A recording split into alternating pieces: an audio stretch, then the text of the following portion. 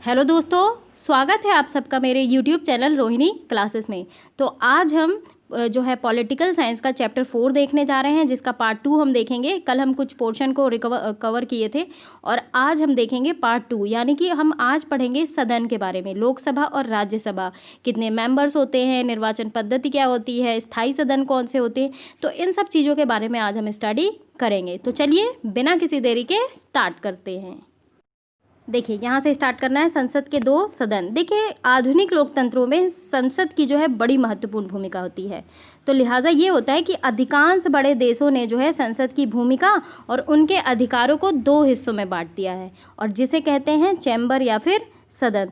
तो पहले सदन के सदस्य जो है आमतौर पर सीधे जनता द्वारा चुने जाते हैं और जनता की ओर से जो है असली अधिकारों का प्रयोग यही सदन करते हैं। और दूसरा सदन जो है वो सदस्य जो है उसके अमूमन परोक्ष रूप से चुने जाते हैं और विशेष काम करते हैं। और दूसरे सदन जो है इसका दायित्व होता है सामान्य काम, विभिन्न राज्य, क्षेत्र और संघीय इकाइयों के हितों की निगरानी करना। अब आती है हमारे देश के बारे में। तो हमारे देश की संसद कैसी है? हमारे देश की संसद में जो है दो सदन है, और दोनों सदनों में एक को राज्यसभा यानी कि काउंसिल ऑफ स्टेट और दूसरे को लोकसभा यानी कि हाउस ऑफ पीपल के नाम से जाना जाता है। तो एग्जाम में पूछ भी लिया जाता है कि काउंसिल ऑफ स्टेट्स कौन सी सदन है, तो ये है राज्यसभा, और हाउस ऑफ पीपल कौन है? लोकसभा।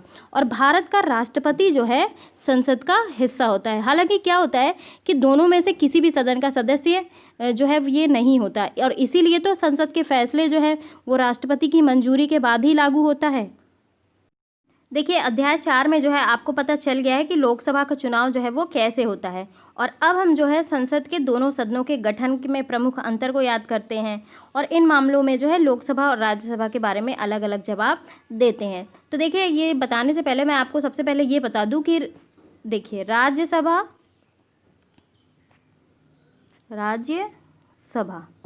ठीक है, ये आते हैं आर्टिकल 80 के तहत। आर्टिकल भी पूछ लिया जाता है एग्जाम में।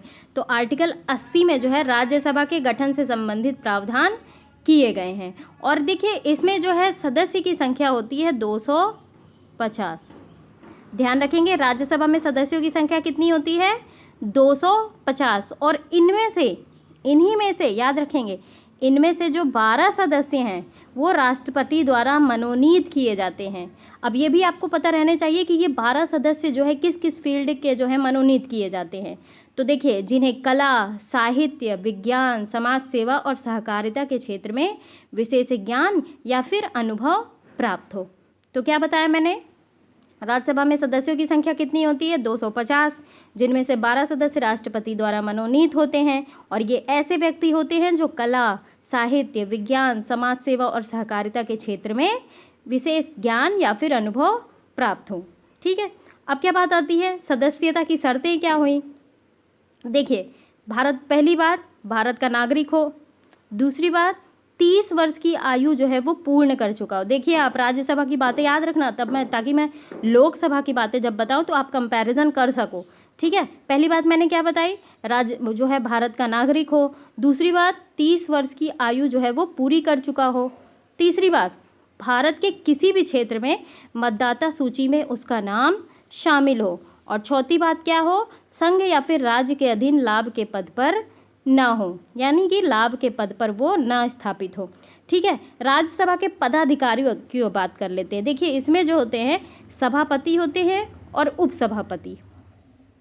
तो देखिए, राज्यसभा का जो सभापति होता है उसे कहते हैं भारत का उपराष्ट्रपति। क्या कहते हैं?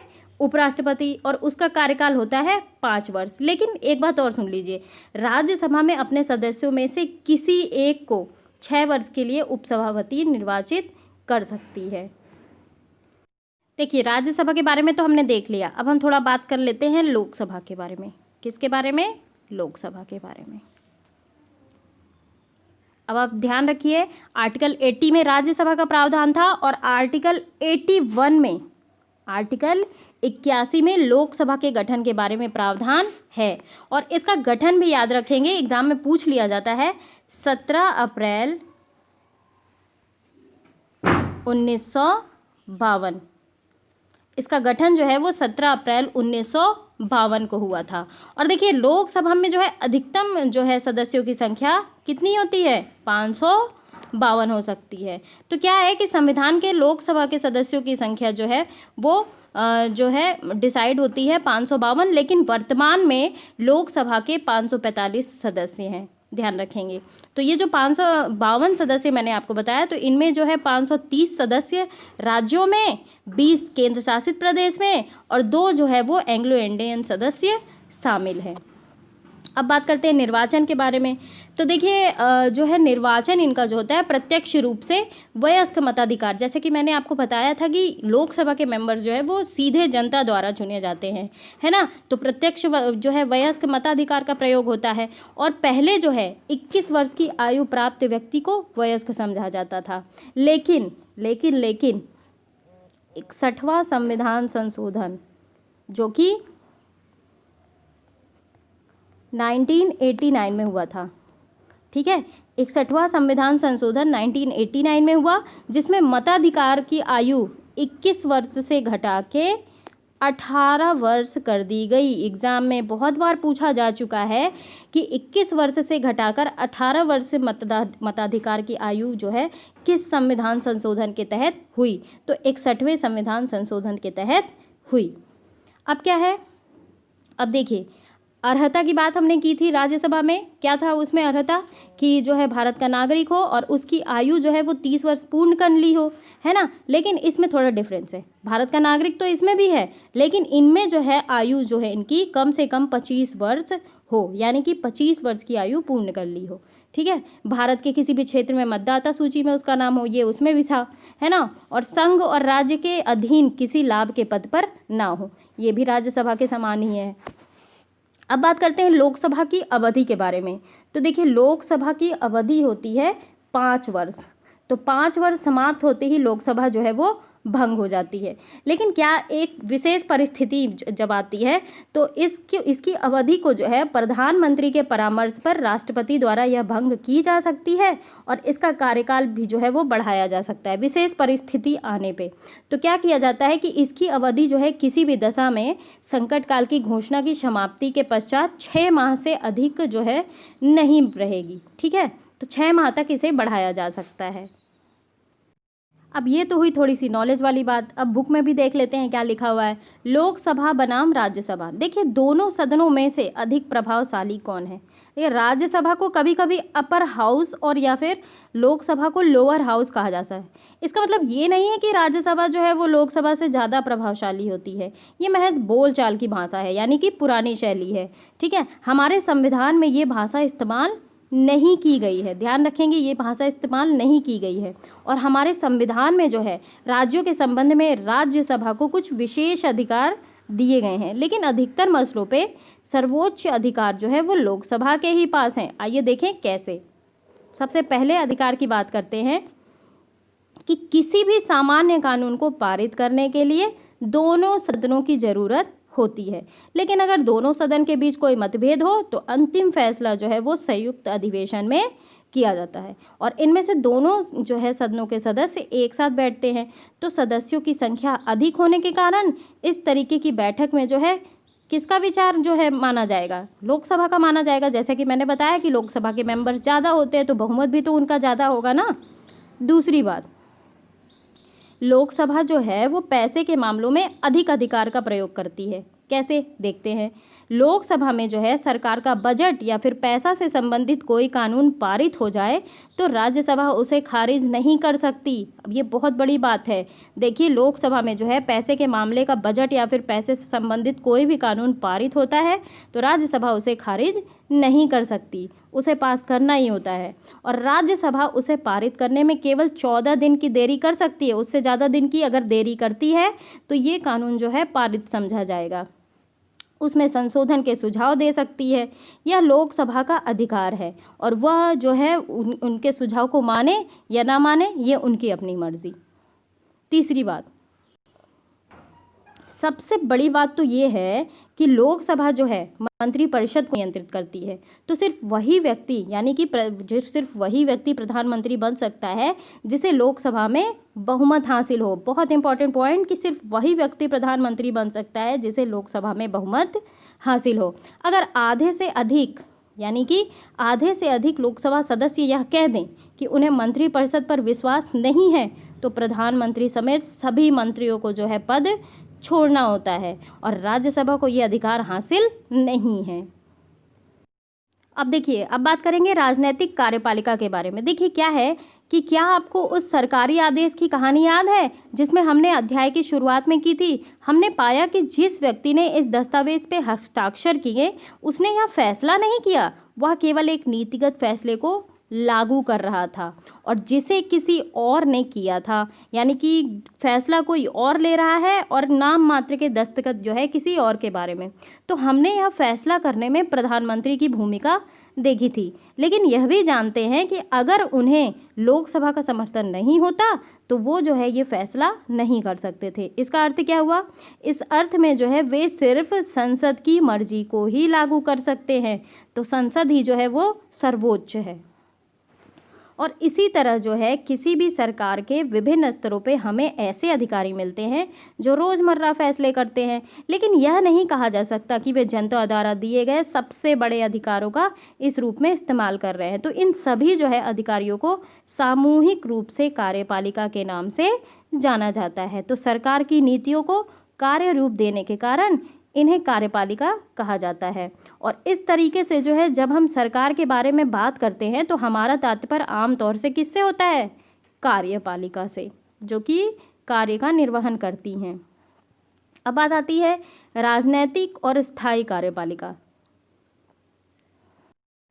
तो देखिए, किसी लोकतांत्रिक देश में जो है कार्यपालिका के दो हिस्से होते हैं। तो कौन कौन से हिस्से होते हैं ये भी देख लेते हैं। देखिए, जनता द्वारा एक खास अवधि तक के लिए निर्वाचित लोगों को राजनीतिक कार्यपालिका कहते हैं। तो ये जो राजनीतिक व्यक्ति होते हैं ना, जो बड़े फैसले करते हैं, और दूसरी ओर जिन्हें लंबे समय तक के लिए नियुक्त किया जाता है, उन्हें स्थायी कार्यपालिका कहते हैं। यानी कि बात कर रहे हैं हम राज्यसभा की।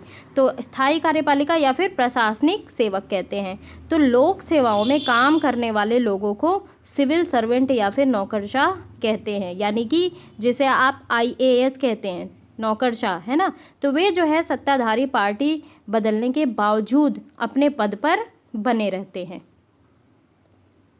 तो ये जो अधिकारी होते हैं ये राजनीतिक कार्यपालिका के तहत ही काम करते हैं और रोज़मर्रा के प्रशासन में उनकी सहायता करते हैं। तो क्या आप कार्यालय ज्ञापन के मामले में राजनीतिक और गैर राजनीतिक कार्यपालिका की भूमिका बता सकते हैं? तो बिल्कुल बता सकते हैं।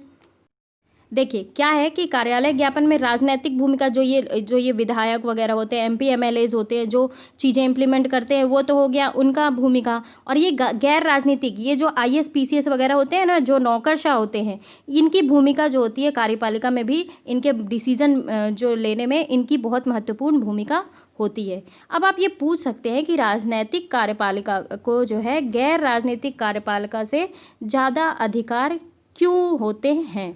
बात करेंगे इसकी। तो देखिए, ये जो मंत्री होते हैं ना, किसी नौकरशाह से ज़्यादा प्रभावशाली क्यों होते हैं, बात इसकी करते हैं। तो देखिए, नौकरशाह अमूमन अधिक शिक्षित होता है। आप सभी को पता है, आप कहते भी हैं कि जो है ये नेता वगैरह जो है ज़्यादा पढ़े लिखे नहीं होते हैं, फिर भी नेता बन जाते हैं, लेकिन नौकरशाह बहुत अधिक शिक्षित होता है। वो ग्रेजुएशन लेवल जो है किया होता है, प्री मेंस इंटरव्यू देना होता है नौकरशाह को, और अपनी शिक्षा को जो है साबित करके वो एक नौकरशाह बनता है। तो नौकरशाह अमूमन अधिक शिक्षित होता है और उसे जो है विषय की अधिक महारत और जानकारी होती है। तो वित्त मंत्रालय में काम करने वाले सलाहकारों को अर्थशास्त्र की जानकारी जो है वित्त मंत्री से ज़्यादा हो सकती है। तो देखिए क्या होता है कि कभी कभी मंत्रियों को जो है अपने मंत्रालय के अधीनस्थ मामलों की तकनीकी जानकारी बहुत कम हो सकती है। जैसे जो है रक्षा हो गया, उद्योग, स्वास्थ्य, विज्ञान और प्रौद्योगिकी, खान आदि मंत्रालयों में ऐसा होना आम बात है। तो फिर क्या होता है, फिर इन मामलों में अंतिम निर्णय करने का अधिकार मंत्रियों को क्यों हो? तो इसकी वजह जो है बहुत सीधी है किसी भी लोकतंत्र में जो है लोगों की इच्छा सर्वोपरि होती है। तो मंत्री जो है वो लोगों द्वारा चुना गया होता है और इस तरीके से जो है उसे जनता की ओर उसकी इच्छाओं को लागू करने का अधिकार होता है और वह अपने फैसलों के नतीजों के लिए लोगों के प्रति जिम्मेदार होता है और इसी वजह से मंत्री ही सारे फैसले करता है। मंत्री ही उस ढांचे और उद्देश्यों को तय करता है जिसमें नीतिगत फैसले किए जाते हैं और किसी मंत्री से अपने मंत्रालय के मामलों का विशेषज्ञ होने की कतई उम्मीद नहीं की जाती है ना। और सभी तकनीकी मामलों पर मंत्री जो है विशेषज्ञों की सलाह लेता है। विशेषज्ञों की सलाह यानी कि ये जो आईएएस ऑफिसर यानी जिन्हें हम नौकरशाह कह रहे हैं उनकी सलाह लेता है, लेकिन विशेषज्ञ जो है अक्सर अलग राय रखते हैं। तो फिर वे एक से अधिक विकल्प मंत्री के सामने पेश करते हैं और मंत्री जो है अपने मुताबिक यानी कि उद्देश्य के मुताबिक जो है वो निर्णय लेता है। तो देखिए दरअसल ऐसा इसलिए होता है कि ऐसा जो है हर बड़े संगठन में होता है जो पूरे मामले को भली भांति समझते हैं। तो ये देखिए यही जो है सबसे महत्वपूर्ण फैसले करते हैं, विशेषज्ञ नहीं करते। तो विशेषज्ञ जो है रास्ता बता सकते हैं, लेकिन व्यापक नज़रिया रखने वाला व्यक्ति ही मंजिल के बारे में फैसला करता है और लोकतंत्र में जो है निर्वाचित मंत्री इसी व्यापक नज़रिए वाले व्यक्ति की भूमिका निभाते हैं। अब आइए देखते हैं सर्वाधिक शक्तिशाली इंसान की यानी कि प्रधानमंत्री और मंत्रिपरिषद के बारे में बात करते हैं। देखिए इस देश में जो है प्रधानमंत्री सबसे महत्वपूर्ण राजनीतिक संस्था है। कैसे, अभी हम बात करेंगे। लेकिन देखिए फिर भी प्रधानमंत्री के लिए कोई प्रत्यक्ष चुनाव नहीं होता है, वो लोकसभा के मेंबर्स के रूप में ही उसका चुनाव होता है। तो राष्ट्रपति जो है प्रधानमंत्री को नियुक्त करता है, लेकिन राष्ट्रपति अपनी मर्जी से किसी को प्रधानमंत्री नियुक्त नहीं कर सकता है, उसके पास ये शक्ति नहीं है। तो राष्ट्रपति जो है लोकसभा में जिसे बहुमत प्राप्त होगा, जो बहुमत प्राप्त पार्टियां होती हैं, तो गठबंधन से जो है नेता को ही प्रधानमंत्री नियुक्त करता है। और अगर किसी एक पार्टी या फिर गठबंधन को महत्वपूर्ण बहुमत हासिल नहीं होता तो राष्ट्रपति जो है उसी व्यक्ति को प्रधानमंत्री के रूप में नियुक्त करता है जिसे सदन में बहुमत हासिल होने की संभावना होती है। तो प्रधानमंत्री का कार्यकाल जो है वो तय नहीं होता। तो देखिए वह तब तक जो है अपने पद पर बना रह सकता है जब तक वह पार्टी के गठबंधन का नेता है। अब देखिए नियुक्त करने के बारे में भी देख लेते हैं। देखिए प्रधानमंत्री को नियुक्त करने के बाद राष्ट्रपति जो है वो प्रधानमंत्री की सलाह पर दूसरे मंत्रियों को नियुक्त करते हैं। तो मंत्री जो है अमूमन उसी पार्टी या फिर गठबंधन के होते हैं जिसे लोकसभा में बहुमत हासिल हो। तो प्रधानमंत्री जो है वो मंत्रियों के चयन के लिए स्वतंत्र होता है, बशर्ते एक चीज़ होनी चाहिए, वे संसद के सदस्य हों। तो देखिए कभी कभी ऐसे व्यक्ति को भी मंत्री बनाया जा सकता है जो संसद के सदस्य नहीं हो, लेकिन उस व्यक्ति का जो है मंत्री बनने के 6 महीने से भीतर, ध्यान रखेंगे, ऐसे व्यक्ति को भी मंत्री बनाया सकता है जो संसद के सदस्य नहीं हो, लेकिन उस व्यक्ति को मंत्री बनने के 6 महीने के भीतर जो है संसद के दोनों सदनों में से किसी एक सदन का सदस्य जो है वो चुनना जरूरी होता है। अब देखिए मंत्रिपरिषद जो है उस निकाय का सरकारी नाम है जिसमें सारे मंत्री होते हैं। तो अमूमन क्या होता है, विभिन्न स्तरों के 60 से 80 मंत्री होते हैं। बात करते हैं अब कैबिनेट मंत्री के बारे में। तो देखिए ये जो कैबिनेट मंत्री होते हैं ना, ये अमूमन सत्ताधारी पार्टी या फिर गठबंधन की पार्टियों का वरिष्ठ नेता होता है। तो ये जो होते हैं प्रमुख मंत्रालयों के प्रभारी होते हैं। तो कैबिनेट मंत्री जो है वो मंत्रिपरिषद के नाम पर फैसले करने के लिए बैठक करते हैं और इस तरीके से जो है कैबिनेट मंत्रिपरिषद का शीर्ष होता है और इसमें करीब 25 मंत्री जो होते हैं। ठीक है, तो अब ध्यान रखेंगे कैबिनेट मंत्री में जो है कैबिनेट में कितने मंत्री जो होते हैं, तो वे होते हैं 25 मंत्री इसमें करीबन। और अब बात करते हैं स्वतंत्र प्रभार वाले राज्य मंत्री कौन होते हैं। तो ये जो होते हैं अमूमन छोटे मंत्रालयों के प्रभारी होते हैं। तो ये जो है विशेष रूप से आमंत्रित किए जाने पर ही कैबिनेट की बैठकों में भाग लेते हैं, जनरली नहीं भाग लेते, बुलाने पे यानी कि आमंत्रित किए जाने पे जो है ये कैबिनेट की बैठकों में भाग लेते हैं। कैबिनेट मंत्री हो गया और राज्य जो है स्वतंत्र प्रभार वाले राज्य मंत्री हो गए। और अब बात आती है राज्य मंत्री की। तो देखिए राज्य मंत्री जो होते हैं ये अपने विभाग के कैबिनेट मंत्रियों से जुड़े होते हैं और उनकी सहायता करते हैं। क्योंकि सारे मंत्रियों के लिए नियमित रूप से मिलकर हर बात पे चर्चा करना जो है व्यावहारिक नहीं है। तो लिहाजा क्या होता है कि जो है कैबिनेट की बैठकों में ही फैसले जो है वो लिए जाते हैं। तो इसी वजह से जो है अधिकांश देश में संसदीय लोकतंत्र को सरकार का कैबिनेट रूप कहा जाता है। तो देखिए जो कैबिनेट की टीम होती है ना, कैबिनेट की टीम के रूप में काम करती है और मंत्रियों की राय विचार अलग हो सकते हैं, लेकिन सबको कैबिनेट के फैसले की जिम्मेदारी लेनी होती है। तो जितने भी व्यक्ति जो है कैबिनेट में शामिल रहते हैं, तो उन निर्णय का जिम्मेदार जो है वो पूरा कैबिनेट, जैसे मैंने बताया आपको कि 25 मंत्री हो सकते हैं, तो ये जो 25 लोग हैं वो जिम्मेदारी उनको लेनी होती है। भले ही कोई भी फैसला किसी दूसरे मंत्रालय या फिर विभाग का हो, लेकिन कोई भी मंत्री सरकार के फैसले की खुलेआम आलोचना जो है वो नहीं कर सकता। तो हर मंत्रालय में, यानी कि जितने भी मंत्रालय होते हैं इनमें जो है सचिव होते हैं जो कि नौकरशाह होते हैं। देखिए हर मंत्रालय में सचिव होते हैं जो नौकरशाह होते हैं, यानी कि कौन होते हैं, जो आईएएस वगैरह का एग्ज़ाम क्लियर करके जाते हैं, ये जो होते हैं वो सचिव होते हैं मंत्रालय के। तो ये सचिव जो है फैसला करने के लिए मंत्री को ज़रूरी सूचना मुहैया कराते हैं। टीम के रूप में कैबिनेट की मदद जो है कैबिनेट सचिवालय करता है और उसमें कई वरिष्ठ नौकरशाह शामिल होते हैं। देखिए नौकरशाह की अहमियत कितनी बड़ी है ना। डिसीज़न ये लेते हैं, सारी चीज़ों का मुद्दा ये बताते हैं और फिर सिर्फ फैसला लेना होता है मंत्रियों को। तो जो विभिन्न मंत्रालयों के बीच समन्वय स्थापित करने की कोशिश करते हैं। अब देखिए प्रधानमंत्री के बारे में तो हमने देख लिया, अब बात करते हैं इनके अधिकार के बारे में। तो देखिए संविधान में जो है प्रधानमंत्री या फिर मंत्रियों के अधिकारों या फिर एक दूसरे के संबंध के बारे में बहुत कुछ नहीं कहा गया है, लेकिन सरकार के प्रमुख होने के नाते प्रधानमंत्री जो है इनके व्यापक अधिकार होते हैं। वह कैबिनेट की बैठकों की अध्यक्षता करता है, वह विभिन्न विभागों के कार्यों का जो है समन्वय करता है, विभागों के विवाद के मामले में उसका निर्णय जो होता है वो अंतिम माना जाता है। कहीं किसी भी विभाग में अगर विवाद की स्थिति उत्पन्न हो जाती है तो प्रधानमंत्री का निर्णय ही जो है वो अंतिम निर्णय माना जाता है। देखिए कितनी बड़ी मतलब इनकी पावर है। और ये जो है विभिन्न विभागों की सामान्य निगरानी करता है, सारे मंत्री उसी के नेतृत्व में काम करते हैं और प्रधानमंत्री जो है वो मंत्रियों को काम का वितरण और पुनर्वितरण करता है। उसे किसी मंत्री को बर्खास्त करने का भी अधिकार होता है और जब जो है प्रधानमंत्री अपना पद छोड़ता है ना, तो पूरा का पूरा मंत्रिमंडल इस्तीफा दे देता है। यानी कि क्या हो गया, प्रधानमंत्री नहीं तो मंत्रिमंडल के कोई सदस्य नहीं। बहुत बड़ी बात कह दी है ना। अब देखिए आगे, और इस तरीके से जो है अगर भारत में कैबिनेट जो है सबसे अधिक प्रभावशाली संस्था है, तो कैबिनेट के भीतर सबसे प्रभावशाली व्यक्ति कौन है, वो है प्रधानमंत्री। तो दुनिया के सभी संसदीय लोकतंत्रों में प्रधानमंत्री के अधिकार जो है हाल के दशकों में इतने बढ़ गए हैं कि संसदीय लोकतंत्र को कभी कभी सरकार का प्रधानमंत्रीय रूप भी कहा जाने लगा है।